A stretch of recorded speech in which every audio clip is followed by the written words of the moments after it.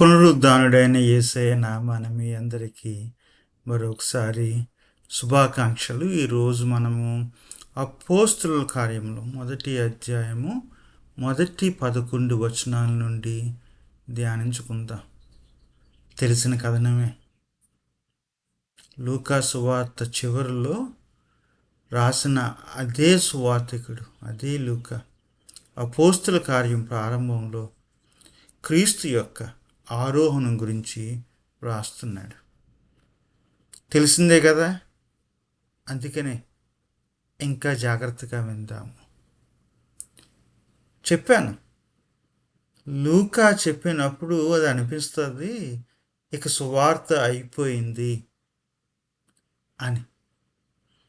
మరలా జ్ఞాపకం చేస్తాడు, మొదలుపెట్టాను కదా, అది అవ్వలేదు, కొనసాగుతుంది అని చెప్పి. అక్కడేమో ఆ ఘట్టము ముగింపు, అదే ఘట్టం అపోస్తలుల యొక్క కార్యంలో ప్రారంభము. ఏంటి? ఆరోహణము. ఒక మాటలో చెప్పాలంటే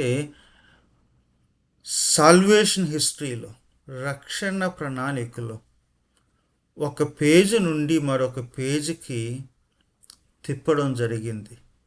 ఎందులోని? ఆరోహణతోనూ. క్రీస్తు ఈ పరిచర్య భూమి మీద శారీరకంగా ముగిసింది, ఆత్మలో మరల ప్రారంభం అయింది. ఈరోజు ఆరోహణం గురించి చెప్తున్నప్పుడు మీకు ఒక మాట జ్ఞాపకం చేస్తాను. ఈ ఆదివారం మీలో కొన్ని సంఘాలు అపోస్తలుల కార్యము 17వ అధ్యాయంని ధ్యానించబోతున్నాయి. వాళ్ళ కొరకు 2 సంవత్సరాలు ఒక వీడియో చేశాను, అది ఉపయోగపడుతుంది అనుకుంటాను. అందులోని ఏథెన్స్లో పౌలు అనే టైటిల్తో చేశాను. చూడండి, మీ యొక్క కామెంట్స్ తెలియజేయండి. అది మీకు ఆశీర్వాదకరంగా మీ ధ్యానాలకు పనిచేస్తుంది అని చెప్పి అనుకుంటున్నాను. ఈ రోజు మట్టుకి ఆరోహణం గురించి ఎందుకు చెప్తున్నానంటే, చాలామంది ఈ వారంలో ప్రభుని యొక్క ఆరోహణం గురించి ధ్యానించబోతున్నారు. మీరు కూడా నాతో ధ్యానించండి. ఏంటిది ఆరోహణం? అంతం కాదు, ఆరంభం. ఆ అంతంలో ఒక ఆరంభం ఉంది. ప్రభుని యొక్క భూమి మీద శరీరంలో చేసిన పరిచర్య అంతంలో మరొక ఆరంభం ఉంది. ఆ అంతమే ఆరంభము. ఆయన ఎత్తబడ్డాడంట, ఆరోహణం అయ్యాడంట. థియోఫిలా, ఇదిగో మరలా రాస్తున్నా, విను అని లూకా రాస్తున్నాడు. ఈ థియోఫిలా ఎవరో మనకు తెలియదు, కానీ చాలామంది అంటారు పేరును బట్టి అతడు ఒక యూదేతరుడు. మన భాషలో చెప్పుకోవాలంటే యూదుల్లో పుట్టలేదు, అన్యుడిగా పుట్టాడు. యెహోవా ఎడల భయము కలిగిన ఒక వ్యక్తి, కొంచెం పేరు ప్రతిష్టలుండి కైసరి యొక్క ప్రభుత్వంలో పరపతున్న మనిషి అని చెప్పి అంటారు. ఆ రోజుల్లో పుస్తకాలు రాసినప్పుడు అలాంటి వాళ్ళకి ప్రతిష్ఠించేవారు. లూకా తన మొదటి పుస్తకం లూకా సువార్తను రాసినప్పుడు, ఇదిగో నువ్వు నేర్చుకుంటావని గౌరవంతో రాస్తున్నానని చెప్పాడు. కథ అంతటితో అయిపోలేదు. అక్కడ నాకు మొదటి వచనం, లూకా సువార్త మొదటి వచనాలు ఏంటంటే ప్రారంభము అంటాడు. Began to teach and preach. అక్కడ ప్రారంభమైంది. మరలా అపోస్తల కార్యము మొదట్లోనే మరో ప్రారంభాన్ని గురించి, మరొక ఆరంభం గురించి తను లూకా భక్తుడు రాస్తున్నాడు. థియోఫిలా అనగానే మనకి ఎవరి జ్ఞాపకం రావాలి? ఇలాంటి వ్యక్తులు అపోస్తుల కార్యాల్లో ఉన్నారు. గతంలో మీరు ఫీబే గురించి విన్నారు, లుదియా గురించి విన్నారు, కొర్నేలు గురించి విన్నారు, ఇథియోపియాకు చెందిన ఒక నపుంసకుడి గురించి విన్నారు. వీళ్ళందరూ యూదుల్లో పుట్టినోళ్ళు కాదు, కానీ యూదేతులై ఉండి కూడా యెహోవా ఎల్ల భయభక్తులు కలిగిన వ్యక్తులు. అలాంటి వ్యక్తి థియోఫిలా. ఈ యొక్క గ్రంథం రాయబడినప్పుడు దరిదాపు 80, 85, 87, 88 క్రీస్తు శకం, అంటే యేసయ్య చనిపోయి తిరిగి లేచి ఆరోహణమైన తరువాత 55, 60 సంవత్సరాల తరువాత చాలామంది యూదేతరులు ప్రశ్న అడుగుతున్నారు. ఇది ఏదో యూదుల మతం అని అందరూ అంటున్నారు, మాకు దీంట్లో చోటు ఉందా? ఆ క్రీస్తు మాకు ప్రభువు కాదా?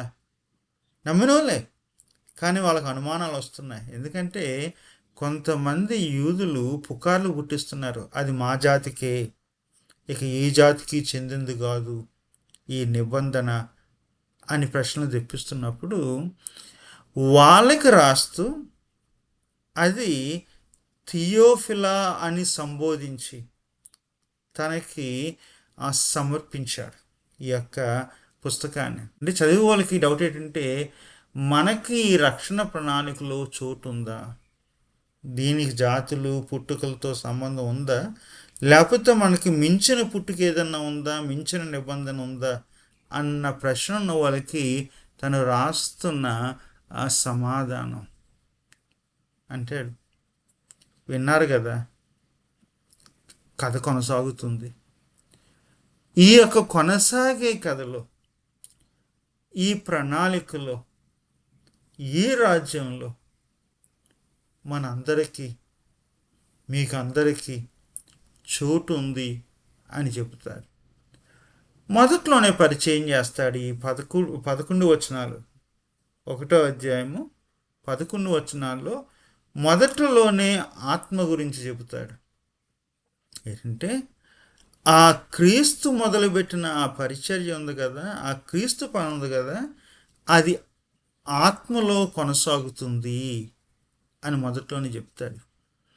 అక్కడ నాకు నచ్చిన వచనం మొదట్లో అంటాడు, ఆ ఆత్మ చేత, ఆ ఆత్మనందు. అంటే క్రీస్తు పరిచర్య కూడా ఆత్మతోనే జరిగింది. ఆయన శిష్యుల్ని పిలవడం, జనసమూహాలకు బోధించడం, ఇవన్నీ ఎలా జరిగినాయి? ఆత్మ లేకుండా కాదు. చాలామంది ఏమంటారంటే మేడగది వచ్చే వరకు ఆత్మ రాలేదని చెప్పి. ఆత్మ ఎప్పుడు క్రీస్తుతోనే ఉంది. దానిని లూకా మాటిమాటికి చెప్తాడు. ఆయన పుట్టుకలో ఆత్మ ఉంది, పెరగడంలో ఆత్మ ఉంది, బాప్తిస్మంలో ఆత్మ ఉంది, ఆయన అరణ్యంలో శోధించబడినప్పుడు ఆయనను తీసుకెళ్ళింది ఆత్మ, ఆయనతో ఉన్నది ఆత్మ. ఆయన మొదటిసారి లేచి నజరేతులో ఆ యొక్క యెషయా గ్రంథంలో వచనాలు చదివి తన యొక్క పరిచర్య ప్రారంభించినప్పుడు ఆయన చెప్తాడు, ఆ ఆత్మ నా మీద ఉన్నది అని చెప్పి.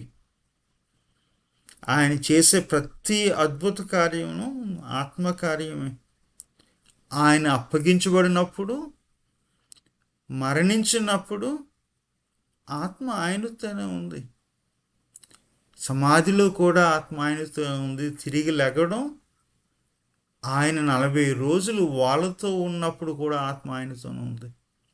ఆ ఆత్మకార్యం కొనసాగుతుంది వేరే దిశలో, వేరే మార్గంలో. గమనించండి, ఆత్మ ఆదిలో ఉంది, అంతంలో కూడా ఉంది. ప్రతి మెట్టులో రక్షణ కార్యంలో ఆత్మ ఉంది. పరిచయం చేస్తాడు, ఇదిగో ఈ పుస్తకం అంతా ఈ ఆత్మకార్యాలే మీరు చూస్తారు అనే ఆత్మను లూకా మొదటి వచనాల్లోనే పరిచయం చేస్తాడు. చేసి అంటాడు, ఆయన చంపబడ్డాడు, లేచాడు. అక్కడ నాకు నచ్చిన వచనం ఏంటంటే, తన్ను తాను కనబరుచుకొనెను. తను తాను కనబరుచుకోవడం ఏంటి? గమనించండి, ఆయన కనబరుచుకున్నప్పుడే వాళ్ళ కళ్ళు తెరవబడతాయి. అమ్మాయి మార్గంలో జరిగింది అదే కదా. అప్పుడు వరకు చూస్తున్నాం అనుకున్నారు కానీ చూడలేకపోయారు, చూద్దాము అనుకున్నారు కానీ చూడలేదు. ఆయన వాళ్ళ కళ్ళు తెరిచినప్పుడు, ఆయన తనను తాను కనబరుచుకున్నప్పుడు. చాలామంది అంటారు, మా ఇంట్లో వాళ్ళు ఇంకా చూడలేదండి, మా ఇంట్లో చాలా బాధగా ఉంది, వాళ్ళకి ఇంకా అర్థం కావడం లేదని చెప్పేసి అంటాను. అమ్మ కంగారు పడవద్దు, అయ్యా కంగారు పడవద్దు. ఆయన సమయమందు ఆయన తను తాను వాళ్ళకి కనపరుచుకుంటాడు. అవి మన చేతిలో లేవు. ఒకసారి ఆయన మన ద్వారా తనను తాను కనపరుచుకుంటాడు, అది వాస్తవమే. కానీ పట్టుపట్టి వాళ్ళు కళ్ళు తెరిచి చూడండి అని చెప్పేటంత సత్తా మనకు లేదు. కనపరుచుకునేది ఆయన కనపరుచుకున్నాడంట. అక్కడ ఇంకొక వచనం ఉంది, ఆయన వారితో 40 దినములు ఉండెను అని ఒక ట్రాన్స్లేషన్ ఉంది, తినెను అని మూల భాషలో కూడా ఉంది. అదైనా రైట్ అవ్వచ్చు, ఇదైనా రైట్ అవ్వచ్చు, రెండు రైట్ అవ్వచ్చు. ఉండెను తినెను అంటే అర్థం ఏంటి? తినగానే మనకి తినేను అనగానే మనకి ఏం జ్ఞాపకం రావాలంటే, ఆయన వారితో ఉండి మాటి మాటికి రొట్టె విరవడం, కృతజ్ఞతాస్తుతులు చెల్లించడం, దీవించి వాళ్ళకి ఇవ్వడం, వాళ్ళ తినడం, వాళ్ళతో ఆయన తినడము 40 దినాలు. ఇక డౌట్లు పోయినాయి. చనిపోయిన క్రీస్తు తిరిగి లేచాడు, ఇక డౌట్ ఎందుకు? అలాంటి సమయంలో, ధైర్యం వచ్చేసిన సమయంలో, అనుమానాలు పోయిన సమయంలో, అనుమానాలను తీర్చిన తర్వాత ఆయన ఆరోహణమయ్యే సమయం వచ్చింది. ఆయన ప్రత్యేకించబడే సమయం వచ్చింది. ఆయన వెళ్ళిపోయే సమయం వచ్చేసింది.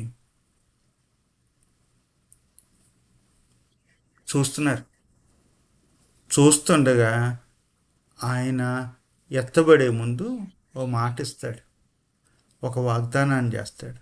ఏమంటాడు? విన్నారు కదా, బాప్తిస్మ ఇచ్చి యోహాను నీటిలో బాప్తిస్మ ఇచ్చాడు, మీరు ఆత్మచేత బాప్తిస్మ పొందుతారు అని చెప్పి. మీకు వెంటనే ఒకటి జ్ఞాపకం రావాలి, యేసయ్య యొక్క బాప్తిస్మము. ఆయన యోర్దాను నదిలోకి వెళ్ళినప్పుడు నీటిలో బాప్తిస్మం ఎవరిచ్చారు? బాప్తిస్మ ఇచ్చి యోహాను. వెంటనే జరిగింది ఏంటి? ఆయన ఆత్మచేత బాప్తిజం పొందాడు. పావురము దిగి వచ్చింది, పావురం రూపంలో ఆత్మే దిగి వచ్చింది. ఆ రోజులు వచ్చేసినాయి, ఆ సమయం వచ్చింది. ఆ వాగ్దానం అపోస్తుల కార్యాలు 2వ అధ్యాయంలో నెరవేరింది. తండ్రి వాగ్దానం ఆత్మస్థానం చెప్పి, అది దానంగా 2వ అధ్యాయంలో మనకు కనబడుతుంది. ఒక మాట చెప్తాను, ఆ మాట ఇచ్చాను, ఈ మాట ఇచ్చాను అంటున్నాను కదా, పెద్ద మాట చెప్పమంటారా? వాగ్దానం ఇచ్చాను, పెద్ద వాగ్దానం చెప్పమంటారా? శ్రేష్టమైన వాగ్దానం చెప్పమంటారా? ఆత్మనిస్తానన్న వాగ్దానమే శ్రేష్టమైన వాగ్దానం. అది ఇచ్చాను, ఇది ఇచ్చాను అంటాం కదా, ఏది ఇచ్చినా మనకు కలిసి రాదు. మనకోటి ఇవ్వబడింది, దానంగా ఇవ్వబడింది. ఏంటి? పరిశుద్ధాత్మ. 1వ అధ్యాయంలోనేమో ఆత్మను గురించిన వాగ్దానము, 2వ అధ్యాయంలో ఆత్మే దానంగా ఇవ్వబడింది. ఒక్కోసారి మనం ప్రార్థన చేసినప్పుడు అన్నిటి గురించి అడుగుతాం, కానీ ఆత్మ గురించి అడగం. ఇక్కడ వీళ్ళు ఆయనతో సంభాషిస్తూ అంటారు, ఇదిగో వెళ్ళిపోతున్నావు, కానీ ఇశ్రాయేలుకి మరలా రాజ్యం ఎప్పుడు ఇవ్వబడుతుంది అని ఎప్పుడు అన్న ప్రశ్న అడుగుతారు. లూకా మనసులో అనుకుంటాడు, వీళ్ళకి అడగడం రాదు అని చెప్పి. యేసయ్య కూడా అనుకుని ఉంటాడు, వీళ్ళకి అడగడం రాదని చెప్పి. ఒకసారి మీరు నేను ప్రార్థన చేసినప్పుడు దైవం కూడా అదే అనుకోవచ్చు, మనకి అడగడం రాదు అని. ఆల్రెడీ ఇస్తానని వాగ్దానం ఇచ్చాడు. ఏంటి? ఆత్మను దానంగా. మరి ఇంకేం కావాలి మీకు? మించిందేముంది? ఇశ్రాయేలుకి రాజ్యం మరలా ఎప్పుడు ఇవ్వబడుతుంది అంటే వీళ్ళ మనసు అంతా దాని మీద ఉంది. ఎప్పుడు ఎప్పుడు ఎప్పుడు అని చెప్పి ఒక మాట చెప్తాను, ఏమనుకోకండి. మనకి ఏది అడగాలో తెలియక అడగాల్సింది అడగం, అన్నీ అడుగుతాం. మనకు ఆల్రెడీ అడగాల్సింది ఇవ్వబడిందని తెలియక ప్రతీది అడుగుతాం. ఆ వాగ్దానం మనకు దానంగా ఇవ్వబడింది ఆత్మలో అన్న విషయాన్ని మనము గమనించాం. మనం ఏ రకం అంటే గుడ్డుని అడగం, తేలుని అడుగుతాం. చేపను అడగం, పాముని అడుగుతాం. రొట్టెని అడగం, రాయిని అడుగుతాం. మనకి ఏది అడగాలో తెలియదు. ఈ మాటలు చెప్తున్నాను కదా, ఒకసారి వెళ్ళి మరలా చూడండి. లూకా సువార్త 11వ అధ్యాయము 11, 12, 13 వచనాల్లో మీరు ఏదేదో అడుగుతారు కదా, అడగడం తెలియదు మీకు. ఏమిస్తాను చెప్పమంటారా?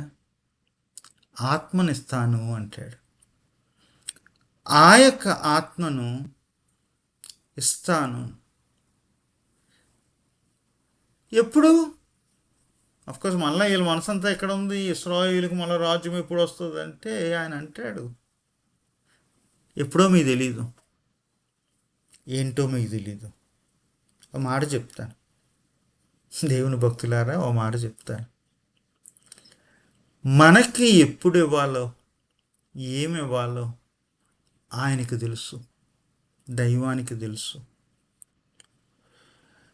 మనకి ఏది అవసరమో, ఎప్పుడు అవసరమో దైవానికి తెలుసు. అన్నిటికన్నా శ్రేష్టమైనది ఏదో దైవానికి తెలుసు. అందుకనే ఆయన ఆత్మను, పరిశుద్ధాత్మను మనకు ఇచ్చాడు. మించిన వాగ్దానం ఏంటి? మించిన దానం ఏంటి? మించిన బహుమానం ఏంటి? ఎందుకు దాని కొరకు దీని కొరకు మనం పాకులాడతాము? ఆత్మ ఇచ్చాను. ఎందుకు ఇచ్చానంటే ఇది బ్యాంకుల్లో వేసుకునేది కాదు, అర్థమైంది కదా. దీంతో మౌలీలు చేసేది కాదు, అద్భుతాలు చేసేది కాదు. ఎవరో సీమో అని అనుకున్నాడంట, అది ఏదో నాకు ఇయ్యి, నేను మౌలీలు చేసుకుని పైసలు చేసుకుంటానని చెప్పేసి. ఇది అందుకు కాదు. ఆత్మ ఎందుకు ఇవ్వబడిందంటే మీరు ఆయనకు సాక్షులుగా ఉండడానికి. ఆయన పని మీరు, ఆయన ఈ లోకంలో లేనప్పుడు ఆయన పక్షంగా చేయడానికి మీకు శక్తి కావాలి, అధికారం కావాలి. ఆ శక్తి, ఆ అధికారమే ఆ ఆత్మ సాక్షులుగా ఉండడానికి ఇవ్వబడింది. నా సాక్షులు, నాకు ఆ పదం చక్కగా నచ్చుతుంది. నా సాక్షులు, నా సొత్తు ఒక అర్థం. రెండేంటంటే ఈ సాక్షులు ఆయనకే చెందారు. ఈ మధ్యన మనలో సాక్షులు ఆ, ఏదో ప్రెసిడెంట్ గారికి చెందిన వాళ్ళు, లేకపోతే బిషప్ గారికి చెందిన వాళ్ళు, లేకపోతే పెద్దయ్య గారికి చెందిన వాళ్ళు, మనందరూ పెద్దలు ఏమనుకుంటున్నారంటే వాళ్ళు మన సాక్షులు అనుకుంటున్నారు. వీళ్ళు ఏమనుకుంటున్నారంటే కూడా కూడా తిరిగే వాళ్ళందరూ మేము ఆయన సాక్ష్యం అనుకుంటున్నారు. ఇక్కడ క్లెయిమ్ ఉంది, స్పష్టమైన సత్యం ఏంటంటే మనము ఆయన సాక్షులము, ఆయనకే చెందాము. ఇక ఎవరికి సాక్షులమైనా సరే మన బ్రతుకులు వ్యర్థము, మన సాక్ష్యం వ్యర్థము. సాక్షులుగా వెళ్తారు ఎక్కడికి? మొదటి యెరూషలేము, యూదయ, సమరయ, గలిలయ, భూదిగంతముల వరకు. గమనించారా? జాగ్రత్తగా అపోస్తల కార్యాలను చదివినప్పుడు ఈ 28 అధ్యాయాలు ఎక్కడ ప్రారంభమవుతాయి? చాప్టర్ తర్వాత చాప్టర్, అధ్యాయం తర్వాత అధ్యాయం చదవండి. యెరూషలేములో, తర్వాత యూదయలో, తర్వాత సమరయలో, తరువాత గలిలయలో, భూదిగంతాల వరకు ఈ యొక్క సువార్త ప్రయాణము అపోస్తుల కార్యాల్లో చూస్తాం మనం. ముందే తన అవుట్లైన్, కంటెంట్స్ పేజ్ క్లియర్గా లూకా చెప్తున్నాడు. సువార్త పోకట ఇలాగుంటుంది, యెరూషలేములో ప్రారంభమవుతుంది, అక్కడ ఆగిపోదు, భూదిగంతముల వరకు. అప్పుడు మీరు కొంచెం కంగారు పడతారు, అంటే యెరూషలేము కేంద్రమా అని చెప్పి. లేదు, భూదిగంతాలు కూడా కేంద్రాలు అవుతాయి. శివార్లు అంటున్నారు కదా, అంతాలు అంటున్నారు కదా, చివర్లు అంటున్నారు కదా, అది కేంద్రం కాదా?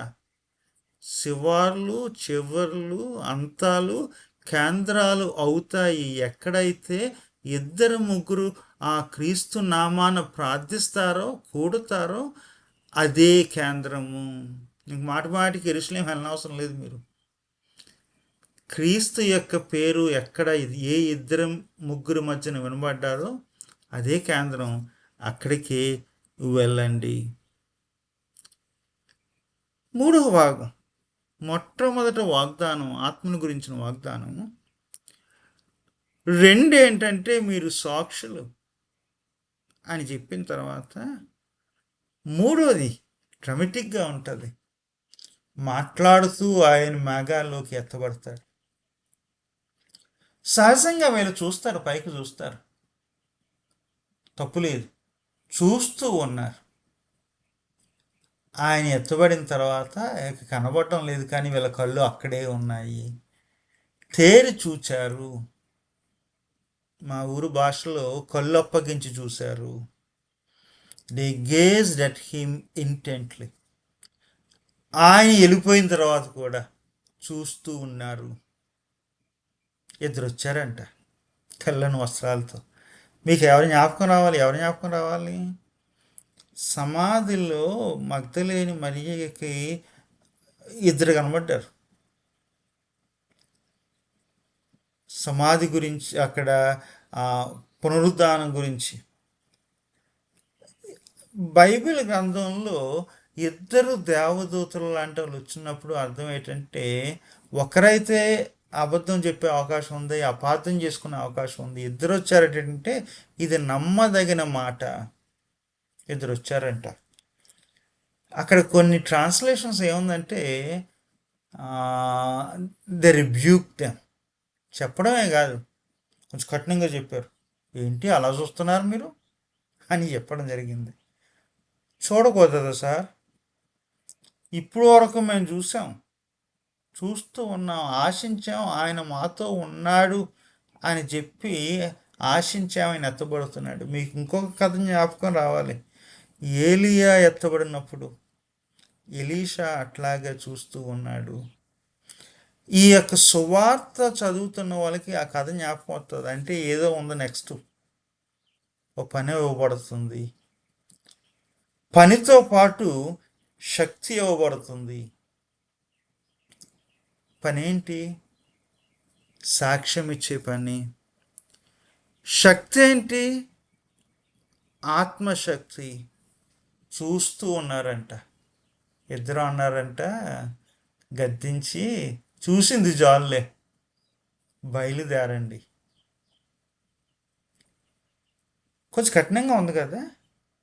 బాధను అర్థం చేసుకుని ఇంకా చూద్దామని విలాసించుంటే చూసింది చాలు, వెళ్ళండి, సాక్షులుగా వెళ్ళండి. జ్ఞాపకం వచ్చిందో లేదో కానీ రూపాంతరం చెందిన తర్వాత పేతురు అంటాడు, మనం ఇక్కడే పనసాలు కట్టుకుంటే బాగుంటుంది కదా అని అంటాడు. అన్నీ ఏంటి, లేదు బయలుదేరదాం. మీకు జ్ఞాపకం ఉందో లేదో కానీ పునరుద్ధానం చెందినప్పుడు ఆదివారం పొద్దుట మగ్ధలేని మరియ ఆయన ముట్టడానికి ప్రయత్నించినప్పుడు, వద్దు, తిరిగి వెళ్ళు.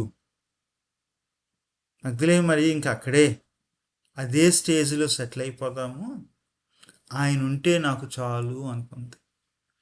నేను ఎత్తబడతాను, నువ్వు తిరిగి వెళ్ళాలి, తిరిగి వెళ్ళి చెప్పు. ఇక్కడ కూడా అంతే, ఎలాగ పైకి చూద్దాం ఉండిపోదాము, తేరు చూద్దాం ఉండిపోదాము, కళ్ళు అప్పగించుకొని మేఘాల్లో చూద్దాం ఉండిపోదాం అనుకున్న సమయంలో, లేదు, తిరిగి వెళ్ళండి సాక్షులుగా అని ఈ దూతలు ఇద్దరూ చెప్పారు.